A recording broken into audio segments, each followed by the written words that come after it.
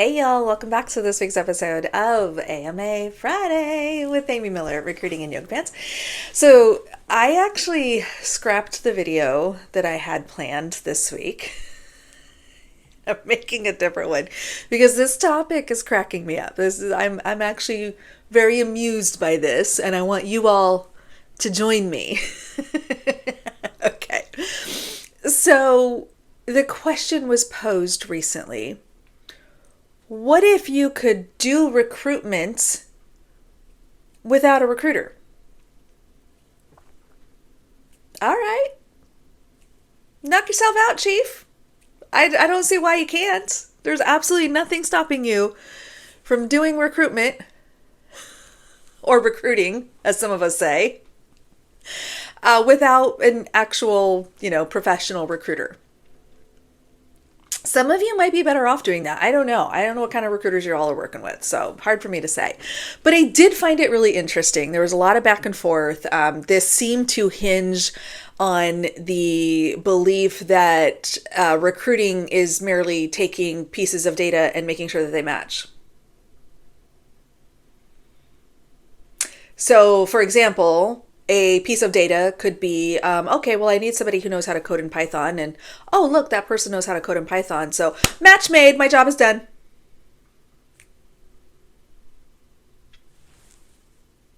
If it were that easy, I would not have this many ulcers. Just thought I should throw that out there. I find that the people, this is so interesting to me. I find that the people who are most interested in disrupting recruiting have the least amount of knowledge and understanding of what recruiting actually entails.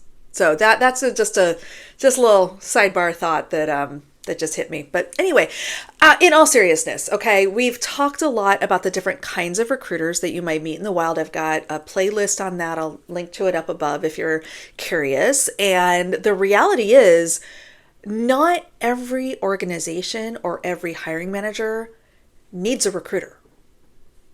I completely understand that. I have absolutely no problem saying that out loud. It is none of my business how individual organizations decide to build their teams. So some obvious examples of this, okay?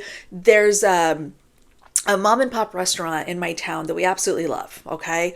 And they have had their wait staff, their cooks, everything for like years and years and years. I mean, it's a family business. The kids are now grown and waiting tables and whatnot. And I don't think I've ever seen an advertisement, like every now and again, maybe like a Facebook post, like, oh, we're looking for a host for, hostess for weekends or whatever. But generally speaking, like they bring in a cousin or maybe have people reply to a Facebook post or whatever.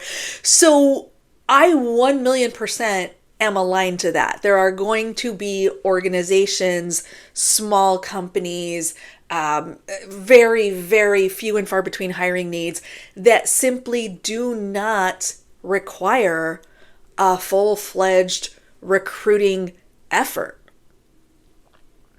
There is nothing wrong with that. I am not in any way offended by that. I mean, what does that have to do with me?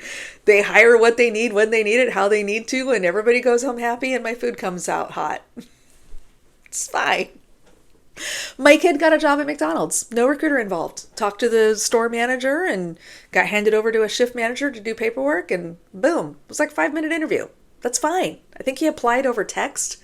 Like you text your name or something to this 5-digit number. Anyway, and McDonald's is a huge corporation, right? But at the store level, they don't necessarily need full-time recruiters.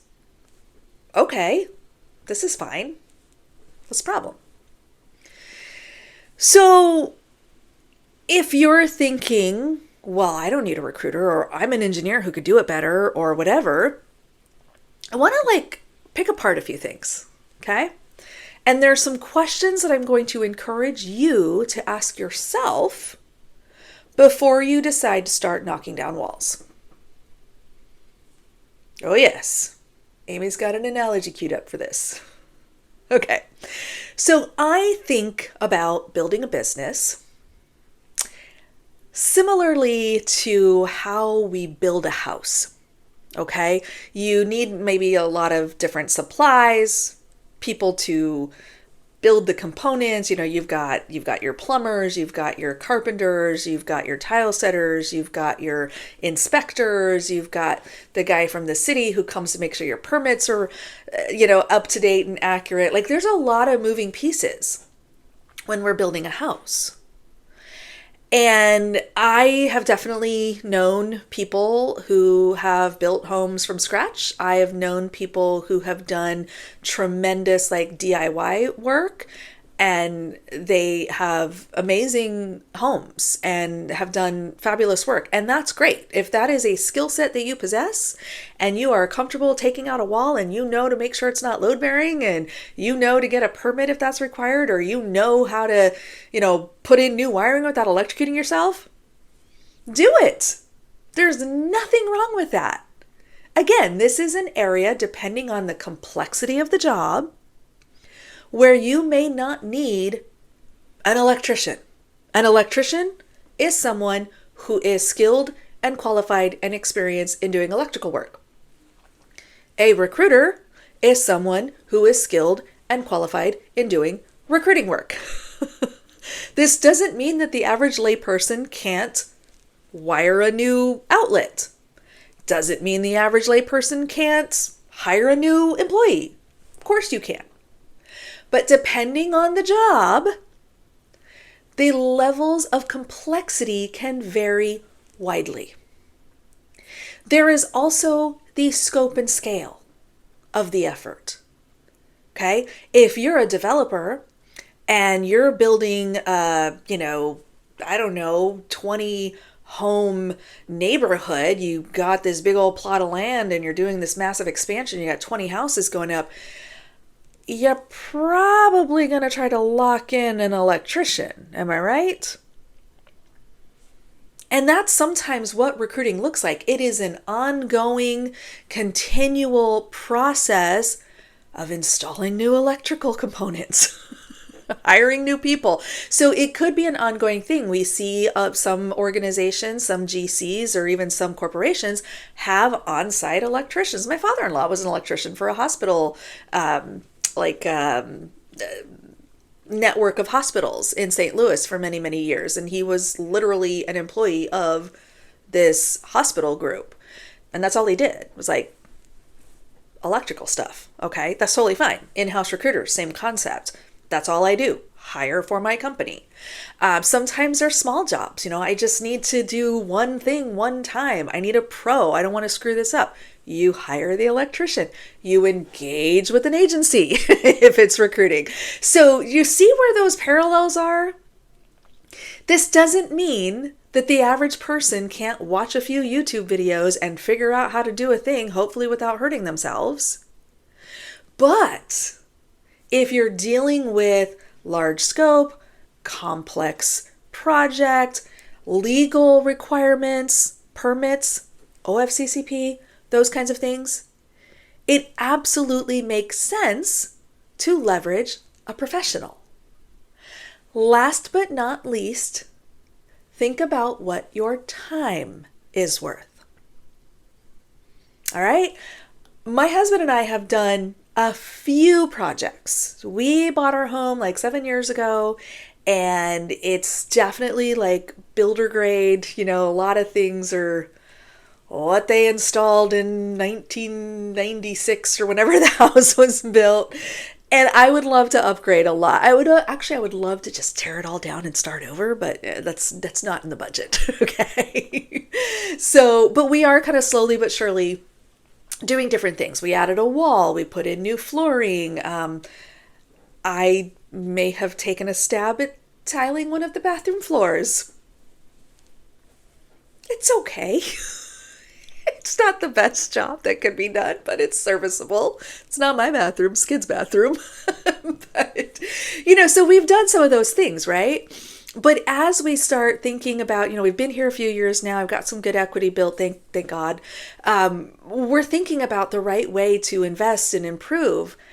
And let me tell you, I'm looking for a GC. I am not interested in taking on a massive project of that scope and scale. I am not interested on taking the risk of doing it wrong. I am not interested in blowing up my house. So we are plotting out our plan, just like you would plot out a headcount plan for the year. And we are thinking about what's most important. Boy, I'd really love to do the kitchen before anything else. No, the deck. The deck is, well, we can't even use the deck. It's so bad. So yeah, so the deck is first. See, priorities change. But knowing what our priorities are, matching that to our budget, here's what we can afford to spend and invest in, which is going to determine how big my deck ends up being and how fancy. Now I'm ready to engage the professional, who is the deck builder, the contractor, the whatever, who's actually going to be able to get me the most bang for my buck and keep me from breaking something or breaking a law. Okay? There is no shame in leveraging the right professionals at the right time for the right jobs. That includes recruiters. But it's also absolutely okay to recognize that sometimes that's just not necessary.